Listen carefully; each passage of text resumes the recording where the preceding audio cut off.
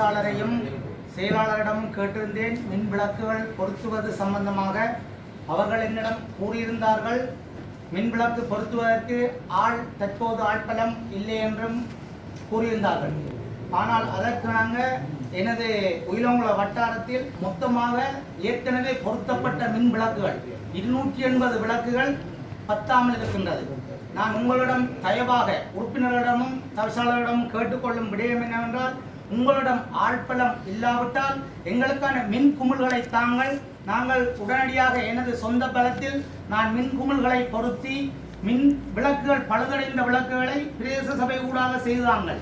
இந்த மின் குமிழ்களை தரும்போது நான் எனக்குரிய எலக்ட்ரிஷியன் ஒரு சிலரை வைத்து எந்த தனி பொறுப்பில் நான் அதை செய்து முடிப்பேன்.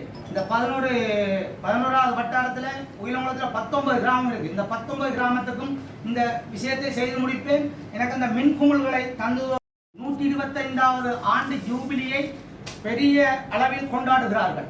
அந்த கொண்டாட்டத்திற்கு நான் மோட்டார் கிரைண்டர் கேட்டிருந்தேன், பழுதென்று கூறினீர்கள். அது துப்பாசியங்குளம் வீதியானது. துப்பாசியங்குளம் வீதி மழைக்காலம் தற்போது அண்மித்து வருகிறபடியால் துப்பாசியங்குளம் வீதி எவ்வாறு அமைந்திருக்கிறது என்று சொன்னால் ஒரு அடையாளப்படுத்தப்பட்ட இடம் மாத்திரம்தான் இருக்கிறது, அங்கு வீதி இல்லை. நீங்கள் எங்களுக்கு மோட்டார் கிரைண்டர் வாகனத்தை பயன்படுத்தி இரு சைட்டும் காணடித்து அந்த தண்ணி ஓடக்கூடிய வகையில் ஆவது இந்த வேலையை செய்து தாருங்கள் என்று தயவாய் உறுப்பினர்களை கேட்டு நிற்கின்றேன். அடுத்த விடயம் நொச்சிக்குளம் கிராமம்.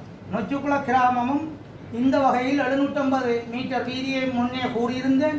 அதற்கு எங்களுக்கு ஜேசிபி இயந்திரத்தை ஒரு 4 மணித்தியாலத்துக்கு தருவதற்கு முன்மொழிந்து வழிமொழிந்து இந்த 4 மணித்தியாலத்துக்கு ஜேசிபியை தாங்கள் நாங்கள் எங்கள் டிராக்டர்களை வைத்து நாங்கள் அந்த வேலைகளை நிறைவு செய்து கொடுக்கக்கூடிய வகையில் இருக்கிறது. இதற்கு முன்மொழிந்து ஒரு முடிவை எடுத்து தாருங்கள். அடுத்ததாக எமது வட்டாரத்தில் கூடுதலாக பழுதடைந்த வீதிகள், அதாவது மோட்டார் சைக்கிள் மட்டும்தான் போகக்கூடிய வீதிகள் உள்ளது. அதிலும் ஏறக்குறைய 9 கிராமத்துக்குரிய தரவுகள் இதில் தரப்படவில்லை.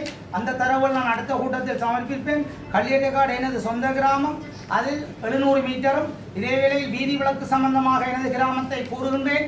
இந்த சைட்டில் ஒரு கிறிஸ்டியன் சுருவம் ஒன்று இருக்கின்றது, இந்த சைட்டில் இந்து ஆலயம் இருக்கின்றது. அந்த இடம் இருள் பக்திய நிலையில் இருக்கின்றது.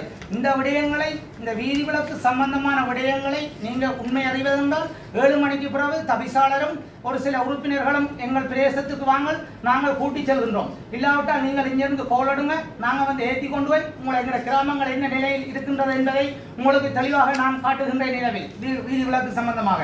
கல்லியக்காட்டு கிராமம் 700 மீட்டர் வீதி, நொச்சிக்குளம் 750 மீட்டர், சேத்தாவாடி ஆலய வீதி 400 மீட்டர், பட்டிப்பித்தாமடவு துப்பாசியங்குளம் வீதி 3 கிலோமீட்டர், முதலகுத்தியிலிருந்து வட்டிப்பித்தாமடுவிலிருந்து முதலகுத்தி செல்லும் முதலகுத்தி வீதி 1.5 கிலோமீட்டர், மணக்குளம் ஆலய வீதி 250 மீட்டர், புதுக்குடியிருப்பு வீதி 1 கிலோமீட்டர், பரப்பாங்கண்டல் 1 கிலோமீட்டர், பெரிய நீலாசனை 700 மீட்டர், சிறுநாகக்குளம் 1 கிலோமீட்டர்.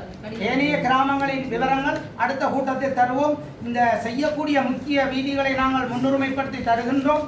வருகின்ற நிதியிலிருந்து இந்த முக்கியமாக செய்ய வேண்டிய வேலைகளை செய்தாருங்கள். நான் கேட்டவாறு நொச்சிக்குளம் 750 மீட்டருக்குரிய 4 மணித்தியால ஜேசிபியை மாத்திரம் கேட்கின்றேன். 4 மணித்தியாலும் ஜேசிபியை தந்துதவுங்கள். அதே மாதிரி துப்பாசியங்குளமும் கேட்கின்றேன். எனக்கு அந்த ரோடுகளுக்கு ஒரு நாளில் செய்யலாம் ஜேசிபி இயந்திரம் மூலம். அந்த காணடித்து அந்த தண்ணியோட கூடிய வகையில் செய்தார்கள்.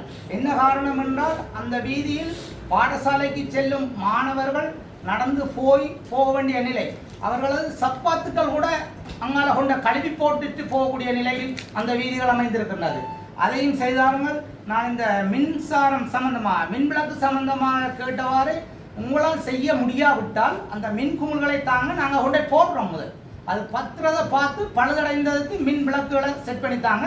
இப்போ எங்களுக்கு மின் குமிழ்களை தாங்க நாங்கள் எல்லா கிராமத்துக்கும் நாங்கள் அதை போடுறோம் என்று கூறி எனது உரையை நிறைவு செய்கின்றேன்.